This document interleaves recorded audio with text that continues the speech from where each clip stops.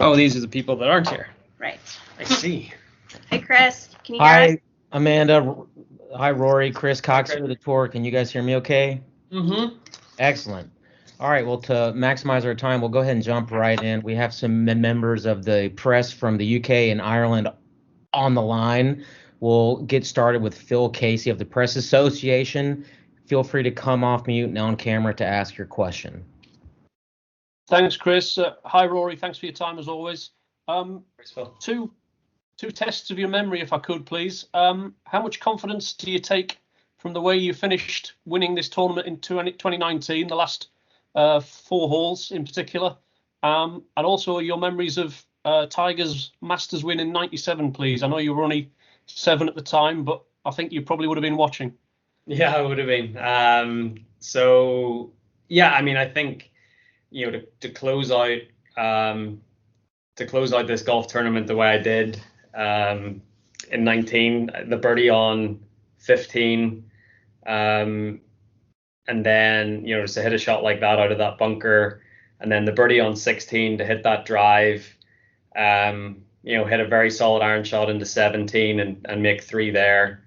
And then the drive up 18 to sort of, finish it off. Yeah, I mean, that's I look back and, I see myself not in complete control of my game, because there was still some loose shots in there here and there, but it was certainly good enough to get the job done. So I talked about it in the other press conference I just did there, just about trust and commitment around here. And I think I just showed a lot of trust and commitment in myself to hit the shots I needed to hit whenever, coming down the stretch to try to win the golf tournament. So yeah, that's sort of what you need to do at every golf tournament, but especially around here when there's a lot of trouble and visually it's quite intimidating off some of these tees. To have full trust and commitment in what you're doing is very important. And then 97 Masters, yeah, I watched it all. He shot 40 on the front 9 on Thursday, came back in 30, and then just completely blitzed the field after that. I remember him hitting like wedge into 15 both days on Friday and Saturday, and yeah, it was just a complete masterclass. I think he shot he shot 30 the back 9 on Thursday, and then I think he went like 66, 65 on Friday, Saturday, and then I think he closed with like a 69 on Sunday. But yeah, I remember a lot of it. It was, I remember being so excited to sit down and watch it. I remember BBC was still covering it. At that point, you're still only seeing the back 9. You never really saw the front 9 at that point. And yeah, I remember sitting on the sofa with my dad and watching it and being able to stay up late to watch him win on a Sunday night before having to go to school on Monday. Did you have to beg to stay up late? Was your dad cool with it? No, my dad was pretty. I think he knew when to he pick and chose his battles, and that was one that he probably didn't want to fight over. Brilliant. Thanks, Rory. Good luck this week. Cheers. Our next question comes from Neil Squires of the Daily Express. Hi, Rory. A couple, if I could. The first one, a lot of people enjoy watching you because they're never 100% sure what they're going to see. Totally brilliant, or maybe not. As a player, do you ever wish you were more boring as a player? Not really. I mean, I think my record, I think, speaks for itself. And yeah, you're going to have, everyone has highs, everyone has lows, but I've basically got a 50% top 10 record in my career. And that is a pretty high level of consistency. Yes, okay, could I have won more tournaments? Of course I could have won more tournaments, but so could everyone. Everyone could say that.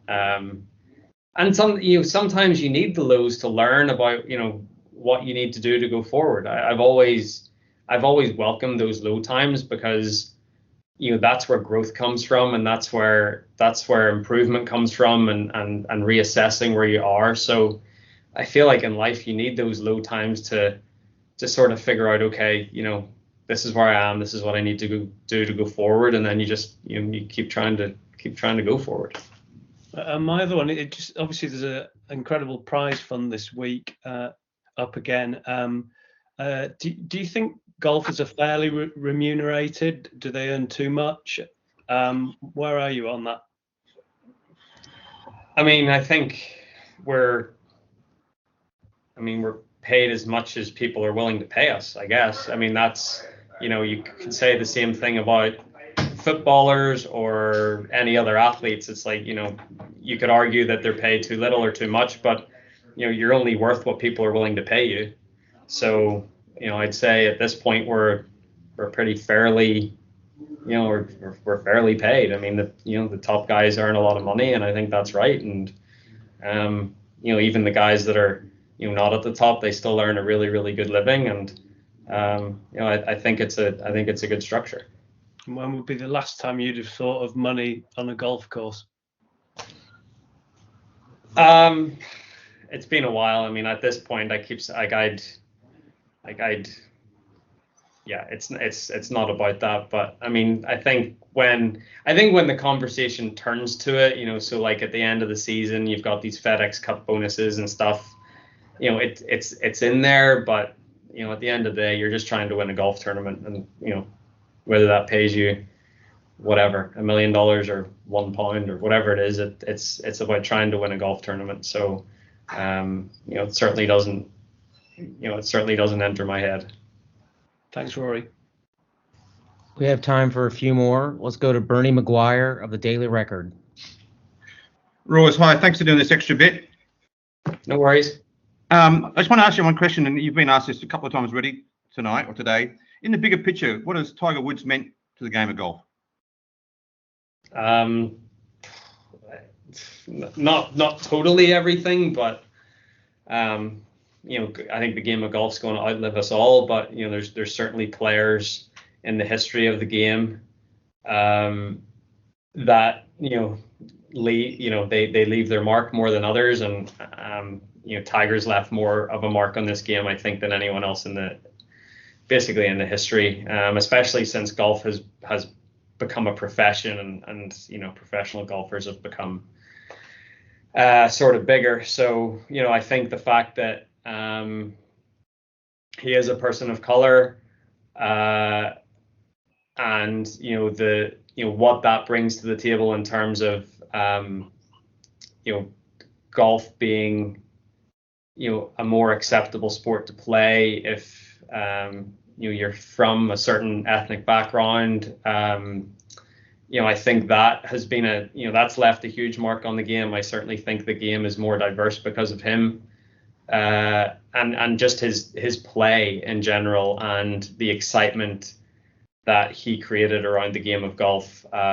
He was, I'd say in his pomp in early 2000s, he was probably the most famous man in the world. And we, as his colleagues and peers, we've all benefited from that.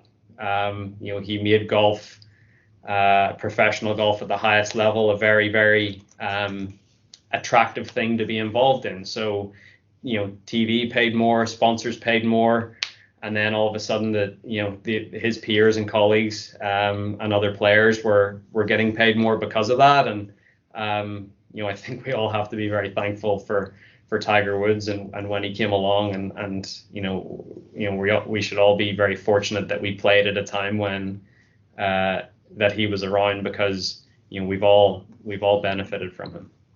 Roy's great answer. And in speaking of legends, and on a sad note, in all your years playing the Dunhill Links, how well do you get to know Shane Warne?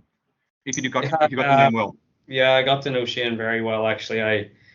I spent some good times with him, and really, really sad. I mean, he was the life of the party, lit up a room, loved golf. He was really, really good mates with some of my good friends, and it's a real shame that he's gone so early. I think only 52. So I think he leaves 3 kids behind as well, which is sad. But I mean, I think we all have really fond memories of him, and obviously, one of the best cricketers ever. So really sad, but he anyone you meet just had great things to say about him. So he'll be missed, but very fondly remembered. Great tribute, Rory. Thanks so much, and good luck this week too. Thank you. And Rory, our final question comes from Brian Keogh of the Irish Independent. Hi, Rory. Thank you. I was just wondering, with Tiger being inducted into the Hall of Fame this week, what aspects of his game or the way he goes about his business do you most admire, or maybe wish you could incorporate into your own game, or maybe have already incorporated into your own game? Yeah, I think just everything. I think his level of detail, I think his creativity, his imagination, his fearlessness to take on shots, just everything. He was a real student of the game. He really studied everything more than probably anyone would ever know. But I think he just immersed himself in golf to try to be the best player he could possibly be, and he took that to different levels that had never been seen before. I mean, definitely the golf that he played in the early 2000s is the best the game's ever been played, in my opinion. And yeah, I mean, geez, I think everyone would love to incorporate some of Tiger Woods' game into their own. I think that goes without saying. But yeah, I mean, he was my inspiration, and I certainly tried to model part of my game off him. And there's certainly things that I'd love to have. I think one of his biggest attributes was his head and his mind, and how good he was in that regard. And that's something I'm always still trying to work on. And I think I've got most of the physical aspects down, but he was he was certainly head and shoulders above the rest when it came to the mental side of things, and that's something I'd love to try to keep improving on and try to incorporate into my own game. Thank you. Just as a quick follow-up, how have the strengths and weaknesses of your own game changed since you turned pro? Are your strengths still the same strengths and your weaknesses still the same weaknesses?